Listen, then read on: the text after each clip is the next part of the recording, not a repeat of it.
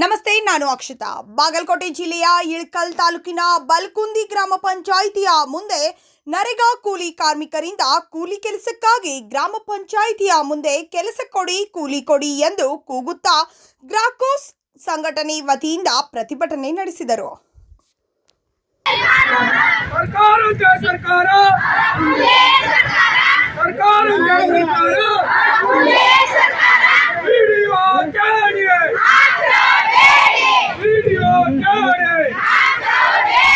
ಕಾರ್ಮಿಕರ ಕಾನೂನನ್ನು ಉಲ್ಲಂಘನೆ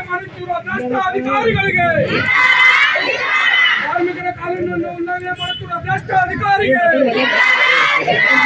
ಏನೇ ಬರಲಿ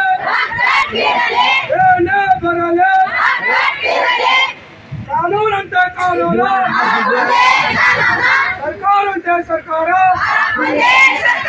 ಕೆಲಸ ಕೊಡಿ, ಕೂಲಿ ಕೊಡಿ, ಕೆಲಸ ಕೊಡಿ, ಕೂಲಿ ಕೊಡಿ. ಓಟು ಟ್ಯಾಕ್ಸ್ ನಮ್ಮದು,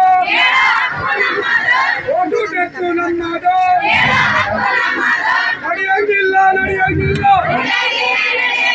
ಮಹಿಳೆಯರೆಲ್ಲ ಗುಡುಗಿದ್ದಾರೆ, ಮಹಿಳೆಯರೆಲ್ಲ ಗುಡುಗಿದ್ದಾರೆ.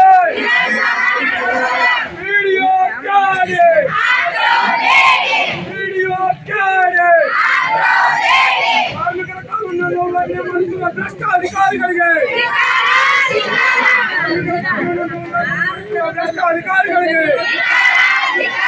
ಏನೇ ಬರಲಿ, ಏನೇ ಬರಲಿ.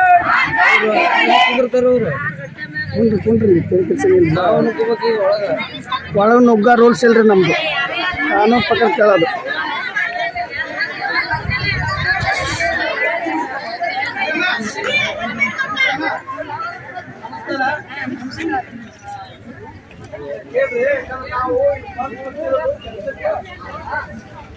ಕೆಲಸ ನಮ್ಮ ಹಕ್ಕು, ನಮ್ಮ ನಿಮ್ಮೆಲ್ಲರ ಹಕ್ಕು. ವಿಶೇಷವಾಗಿ ರಾಜ್ಯ ಸರ್ಕಾರ ಬರಗಾಲ ಅಂತ ಘೋಷಣೆ ಮಾಡಿ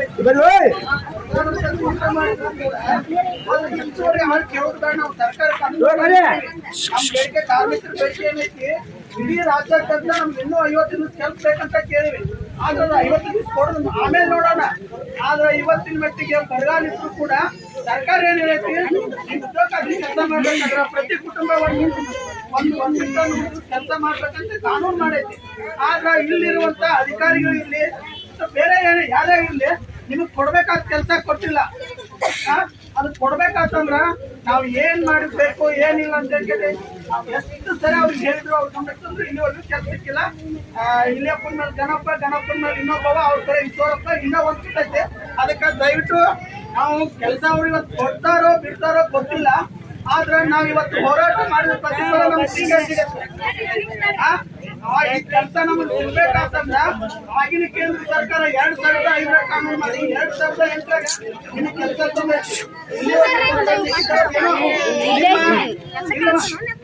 ಏನೋ ನಿಮ್ಗ ಯಾರೋ ಬಂದು ಹೇಳಿದ್ರು, ನಿಮ್ಗೆ ಅನುಕೂಲ ಆಯ್ತು, ಏನೋ ಒಂದು 6-7 ವರ್ಷ ಕೆಲಸ ಮಾಡಕತ್ತಿ.